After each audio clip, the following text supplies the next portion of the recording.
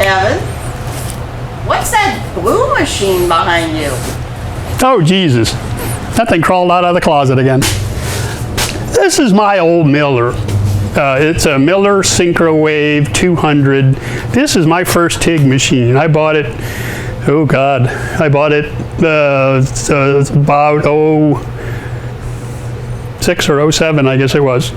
And it's been hiding back there in the closet since I've had all the newer machines to play with, but I got a present the other day, and I thought, cool, we'll drag the old dog out and put it back to work.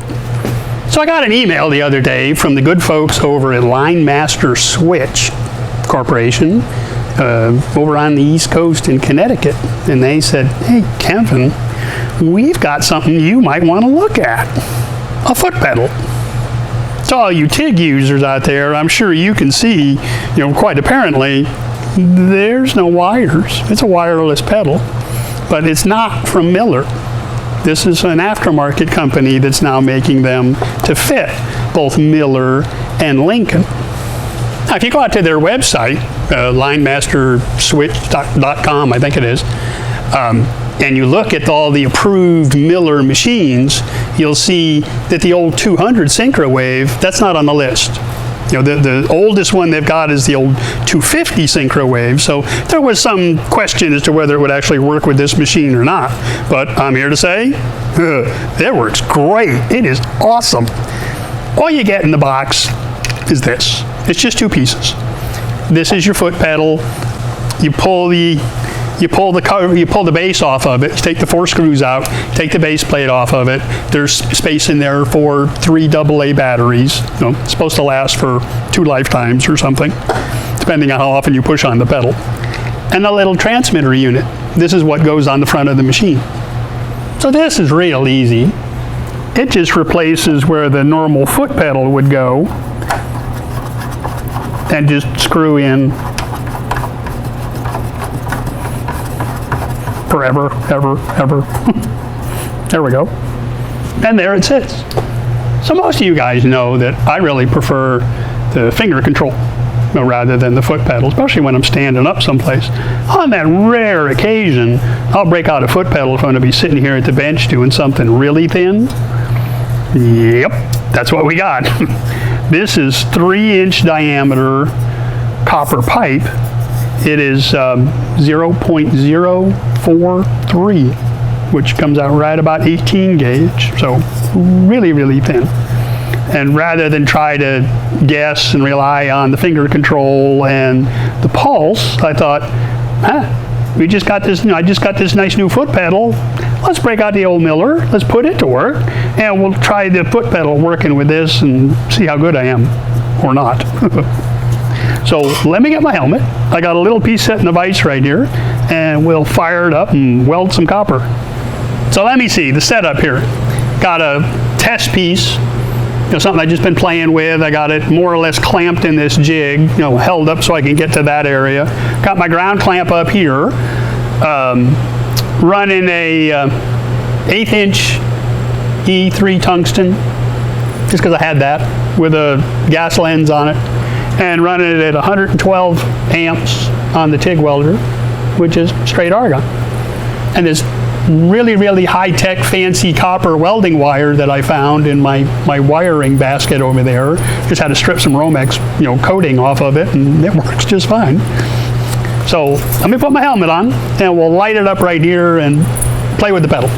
So let's see what we get right here.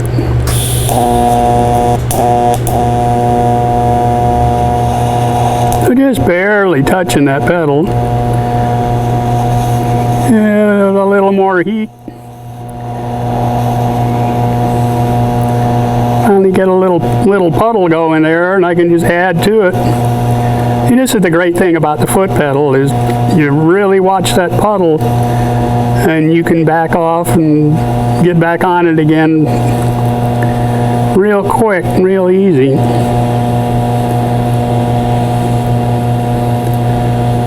And just work along, just try to pay attention to what I'm doing and talk at the same time.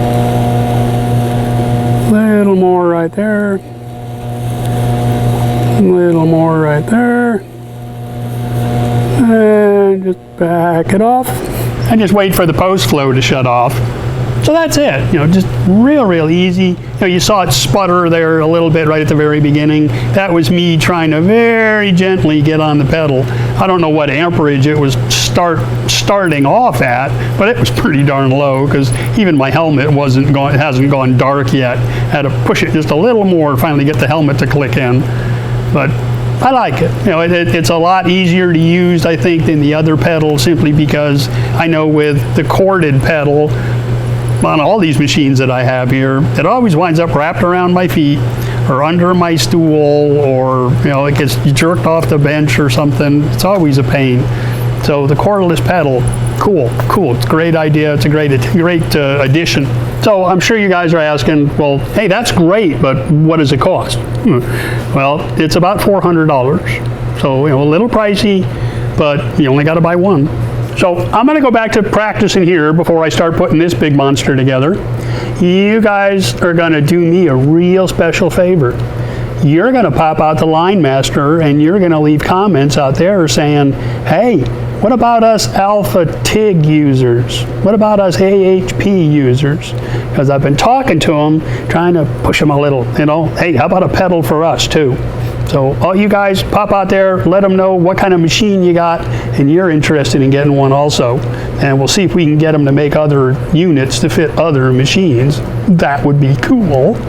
So I'm going to play, work, and you guys are going to have a great day. I'll see you next time.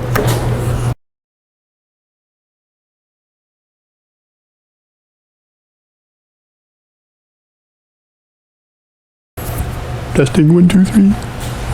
Pull up my panties. What? Is that camera on?